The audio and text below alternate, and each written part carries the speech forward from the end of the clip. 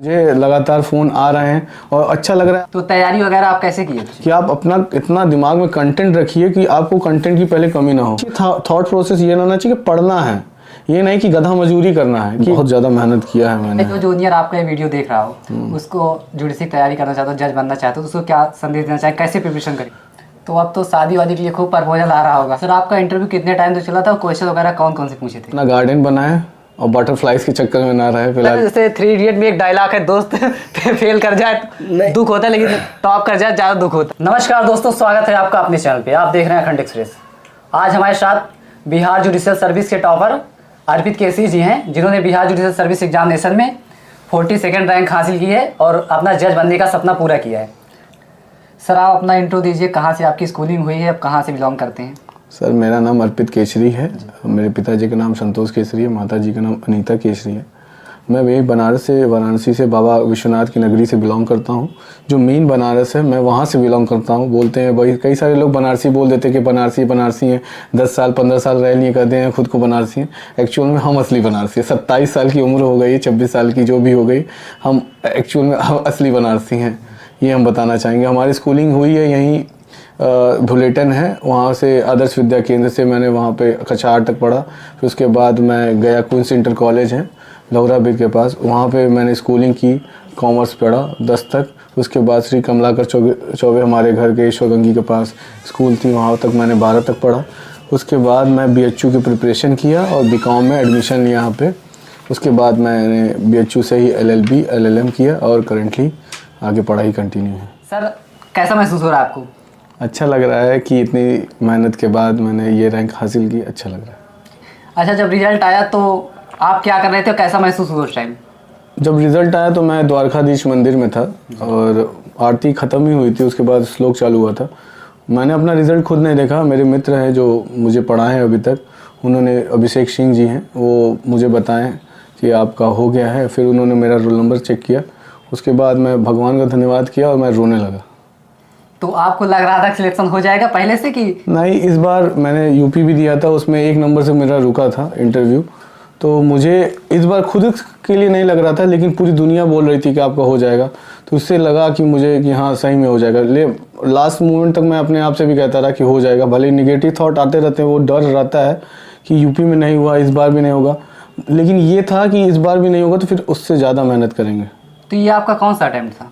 ये मेरा first attempt था बिहार में, और यूपी में भी फर्स्ट अटेम्प्ट था, जहाँ तक मैंने यूपी तक इंटरव्यू फेस तक गया। कितने लोगों का आपके इस जर्नी में इम्पोर्टेंस रोल रहा है?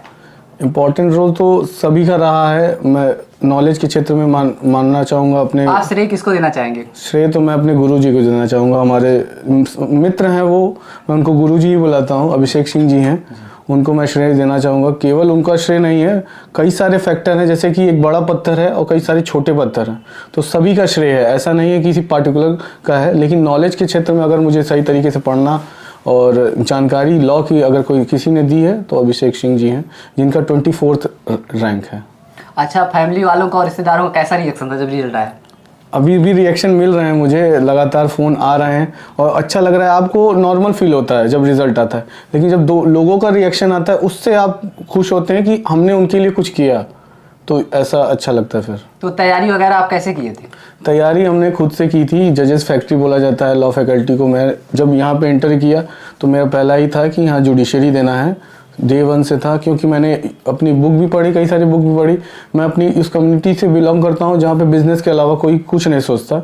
मैं चाहता था कि एक अलग स्ट्रीम बहाऊँ, अलग करूँ कुछ, तो इसीलिए मैंने जुडिशरी की प्रिपरेशन की। और जजेस फैक्ट्री कहा जाता है लॉ स्कूल BHU को, तो उसको भी एक नाम रोशन करना था कि हाँ जजेस फैक्ट्री जो कहा जाता है वो कंटिन्यू रहे, तो इसलिए। तो ये जैसे प्री होता है, मेंस होता है, इंटरव्यू, ये तीनों स्टेज की प्रिपरेशन आप कैसे किए, थोड़ा बताइए इसके बारे में। यूपी का तो मैंने दे चुका था, इंटरव्यू तक मैं गया था, तो प्री के लिए मैंने पढ़ा वही GS, तो बचपन से पढ़ाते आया हूँ तो GS अच्छा था, और यूपी के समय भी GS था, उसी समय करंट भी पढ़ रहे थे, तो उसी के प्रिपरेशन में है, उसी को कंटिन्यू किए।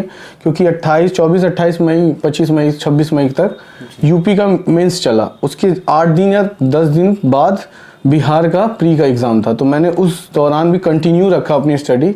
मेंस होने के बावजूद मैंने कंटिन्यू रखा और बिहार का प्री दिया।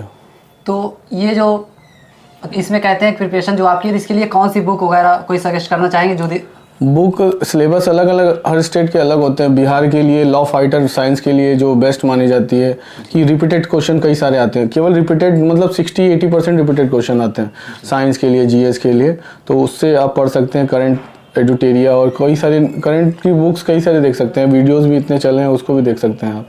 और लॉ के लिए तो आप बुक अभी परीक्षा मंथन ही चल रही है और कई सारी बुकें चल रही हैं जो शॉर्ट नोट्स प्रोवाइड करते हैं, उसको भी पढ़ सकते हैं। बेयर एक्ट पढ़ना बहुत ज़रूरी है आपके लिए। अच्छा सर, मेंस के लिए कैसे प्रिपरेशन करें? मेंस के लिए यही है कि जो स्टार क्वेश्चन है पहले उसको प्रिपेयर करें। सारे क्वेश्चन इंपॉर्टेंट हैं, आप पीवाईक्यूज देखें, उसको देखें, अपना क्वेश्चन देख लें क्या क्या पैटर्न है। उसके बाद आप एक स्टार क्वेश्चन को पहले अटेम्प्ट करें कि स्टार क्वेश्चंस जो हैं जैसे रेस जुडिकाटा हुआ सीपीसी में या सीआरपीसी में, रिवीजन है, अपील है, स्टार क्वेश्चन को पहले सबसे पहले टारगेट करें। उसके बाद आप कोई अलग जो रिमेनिंग पोर्शन है उसको भी कवर करना आपके लिए बहुत ज़रूरी है, क्योंकि कभी कभी क्या होता है आप सोचते हैं कि सब यही स्टार क्वेश्चन कवर करके जाएंगे, लेकिन कुछ हट के करना पड़ेगा। कभी कभी बाउंसर भी मारता है पेपर में, एक बाउंसर दे दिया कि अलग क्वेश्चन दे दिया जो अनएक्सपेक्टेड था, तो उसके लिए भी आप तैयार रहें। तो सर ये बताइए, अब मेंस के लिए आंसर राइटिंग की प्रिपरेशन कैसे करें? आंसर राइटिंग पहले आपको सबसे पहले आपको मेरा जहाँ तक ओपिनियन है कि आप अपना इतना दिमाग में कंटेंट रखिए कि आपको कंटेंट की पहले कमी ना हो। किसी चीज़ को बार बार पढ़िए, एक बार, दो बार, तीन बार पढ़ते रहे जब तक आपके दिमाग में कंटेंट ना आए। क्योंकि जिस दिन प्रिपरेशन दिया जाता है, मेरे मित्र हैं उनसे पूछिए किस तरह की टाइमिंग रिक्वायर्ड होती है। आंसर राइटिंग मैंने यूपी में तैयार किया था कंटेंट, तो यही है कि अब जो भी आ रहा है परीक्षा मंथन से मैंने तैयार किया था, लेकिन बुक में पहले से पढ़ चुके थे। एलएलबी में भी सारी बुक्स है, यहाँ पे पढ़ाया जाता है अच्छे से, तो उसको पढ़ा हुआ था और कई सारे नोट्स जो है अवेलेबल हैं।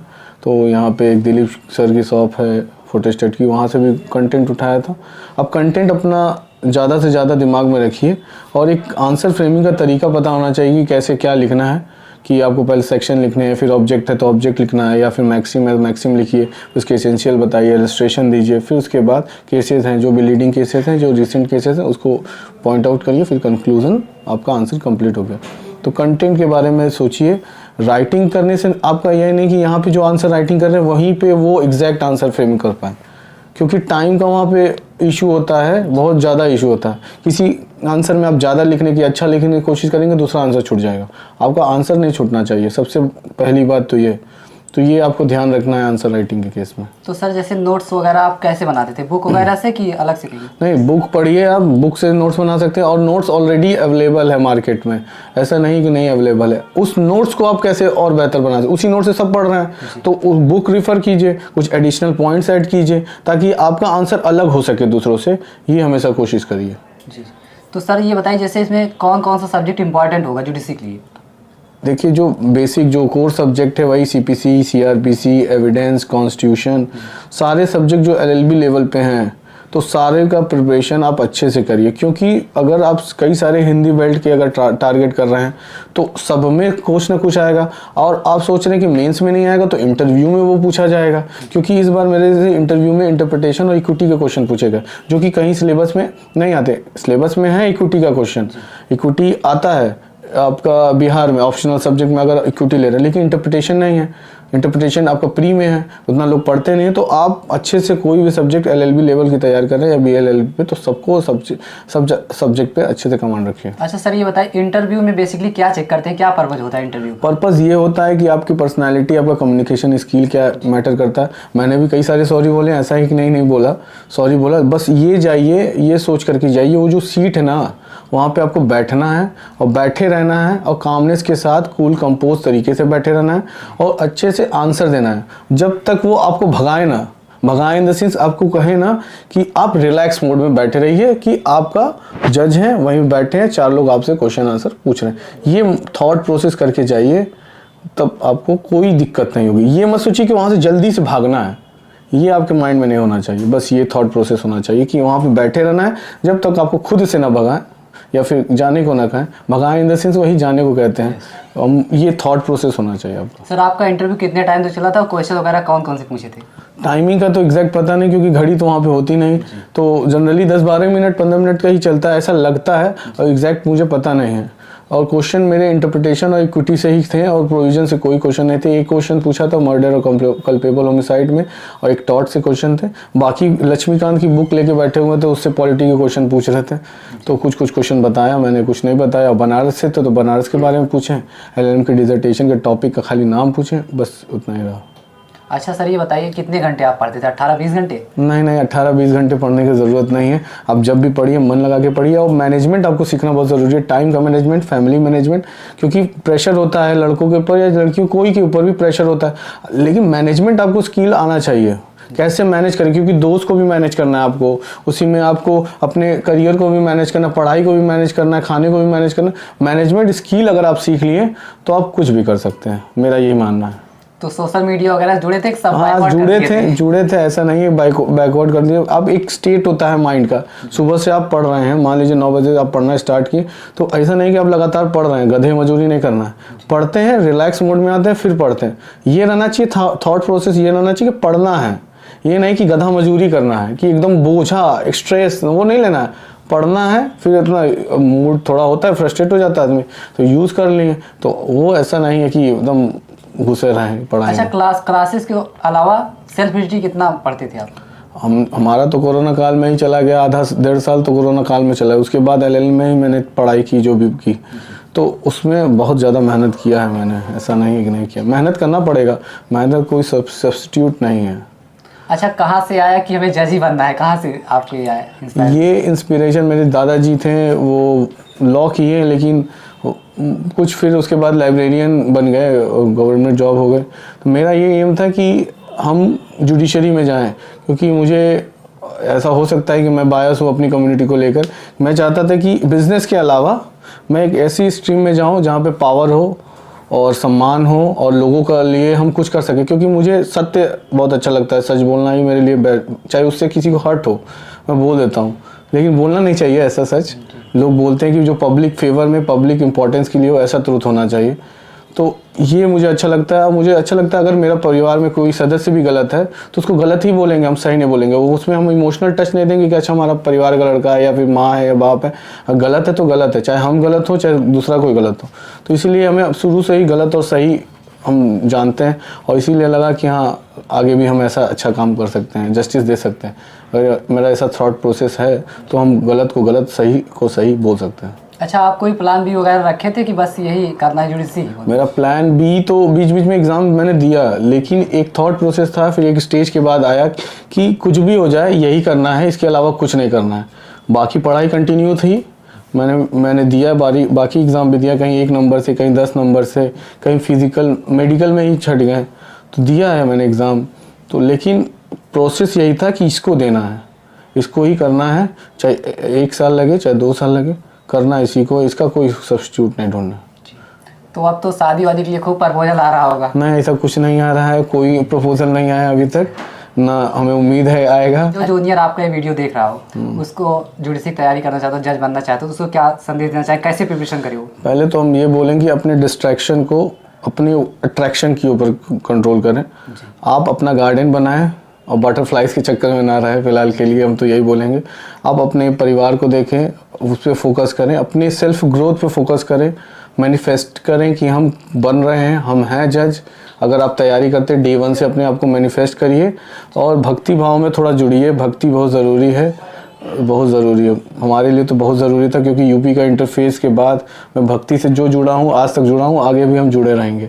हमें ऐसा लगता है बिना भक्ति के शक्ति नहीं मिल सकती आपको। अच्छा, जब आप डिमोटिवेट वगैरह होंगे तो क्या करते थे उस टाइम? हम रील्स देखते थे, मोटिवेशनल स्पीच सुनते थे और अपने मम्मी से बात करते थे। मम्मी हमेशा मोटिवेट करती थी कि हाँ हो जाएगा। अपने गुरुजी से बात करते थे, अभिषेक सिंह, प्रैक्टिकलिटी बताते थे, इतने टेंशन नहीं लेते थे फिर।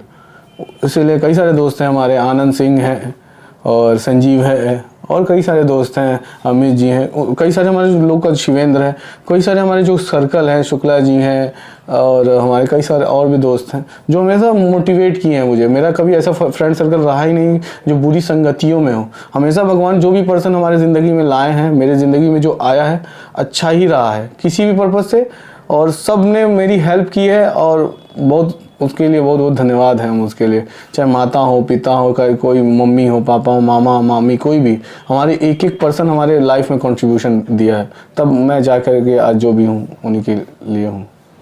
तो आप अब जज बन गए हैं, तो पहला वर्क क्या करना चाहेंगे? पहले तो हम जाएंगे, अभी तो ज्वाइनिंग लेटर आए नहीं, बाकी सारी चीज़ें होनी हैं तो उसको देखेंगे, अभी तो कुछ ऐसा सोचे नहीं एग्जैक्ट। दोस्तों अभी अर्पित भैया के जो जज बने हैं इनके कुछ दोस्त वगैरह हैं, इनसे बात करेंगे कि प्रिपरेशन वगैरह कैसे कर रहे थे। सर कुछ बताएंगे इनके बारे में, प्रिपरेशन कैसे किए थे? सर इनकी सबसे बड़ी खासियत है कि बहुत कंसिस्टेंट लड़का है जी। चाहे ठंडा बरसात गर्मी कुछ भी रहे, डेली लाइब्रेरी आना, टाइम से आना, शाम को जाना, सब मित्र के साथ एक साथ रहना, हंसते खेलते रहना, पढ़ाई पे उतना ही ध्यान रखना। इनकी सब खासियत एक तरफ, पढ़ाई की जो इम्पोर्टेंस है उसके एक तरफ, और अभी भी देखिए ये हमसे भी मिलने आते हैं, सबसे मिलने आते हैं, जज बनने के पहले बाद कुछ भी बदला नहीं आया, और यही सब अच्छा ही कारण आज भगवान तो ने साथ दिया। जब इनका रिजल्ट आया तो आप लोगों को कैसा महसूस हुआ?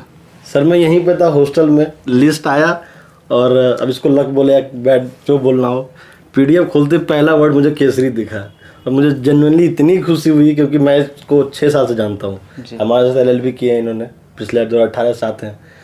नहीं बता सकता हूँ कितनी खुशी हुई, क्योंकि हमारे साथ जब कोई आगे बढ़ता है ना तो खुद भी मोटिवेशन होती है, और हमें भी आगे उधर ही चलना है, तो अच्छा साथ लगता है। हाँ लेकिन भैया ये भी होता है ना, जैसे 3 इडियट में एक डायलॉग है, दोस्त फेल कर जाए तो दुख होता है, लेकिन टॉप कर जाए ज़्यादा दुख होता है, तो ऐसा कुछ था? नहीं, वो एक संकीर्ण सोच है, ऐसा नहीं होता। अगर दोस्त वैसा होना जो मैं बता रहा था, जज बनने के पहले और बाद वो बदलाव नहीं आता है, तो वो बदलाव उन लोगों में ज़्यादा आता है जो मतलब ये नेचर के नहीं रहते हैं कि पहले मित्रता को ज़्यादा इंपॉर्टेंस दो, पढ़ाई को नहीं। सब बैलेंस करने में सबसे एक्सपर्ट है ये, और यही इसको आगे बढ़ाया है, जो बोलो, और आगे भी ऐसा ही रहेगा ये। तो अगर ऐसा दोस्त आगे बढ़े तो फिर क्यों बुरा लगेगा, आपको खुशी होती, क्योंकि कल भी हमारा ये साथ देगा, इतना मुझे पता है। कहीं भी रहे, तो समय कभी मिले, शाम रात जब मिले बात जरूर करेगा। भैया आप कुछ कहना चाहेंगे? ये हमेशा पढ़ते ही रहते थे, कैसे पढ़ते थे? बिल्कुल, ये बहुत हार्ड वर्किंग है, और ये रेगुलर मतलब ये लाइब्रेरी में सबसे पहले आते थे, लास्ट में जाते थे, मतलब ये रेगुलर क्लास रहे ना रहे डजंट मैटर, इनको लाइब्रेरी आना ही आना है। तो मतलब ये हमेशा से हार्ड वर्किंग है। LLB से मेरे बैचमेट्स रहे हैं ये, तो मैं इनको अप्रॉक्स 6 ईयर से मैं इनको देख रहा हूँ, तो हार्ड वर्किंग है, और इनका ये रिजल्ट इनके हार्डवर्क की वजह से ही ये सफल हुए हैं जी। तो भैया कुछ ये बताएं, इनकी महिला मित्र वगैरह कोई थी नहीं? अब मित्रता तो होती है, महिला पुरुष सब मित्रता तो ठीक है, उसमें कुछ गलत नहीं है। अब उतना घनिष्ठ नहीं हो कि वो डिस्ट्रैक्शन बन जाए, जिससे भाई ने बोला ही उतना घनिष्ठ नहीं है, लेकिन हाँ मित्रता तो है। भैया स्माइल इतने करते हैं, मित्रता कैसे नहीं होगी? स्मार्ट है भी, स्मार्ट भी है, तो मित्रता तो होगी, ऐसा कुछ वो नहीं है। सबकी मित्रता होती है, कोई उसमें बड़ी बात नहीं है। और कुछ कहना चाहेंगे इनके बारे में?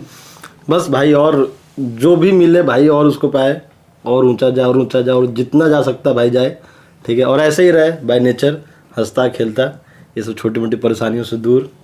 और आज हम आए, कल कोई और साथी मिले, लेकिन साथ बढ़ते चले आगे, चाहे बिहार रहे, यूपी रहे, कहीं रहे। दोस्तों जैसा कि आपने देखा, अर्पित केसरी जी थे जो बिहार जुडिशल सर्विस में 42nd रैंक हासिल किए हैं और अपना जज बनने का सपना पूरा किए हैं। आपके जो भी डाउट हो कमेंट बॉक्स में कमेंट करके पूछ सकते हैं, हम इनसे जुड़े रहेंगे, आपके सारे सवालों का जवाब दिया जाएगा। धन्यवाद दोस्तों।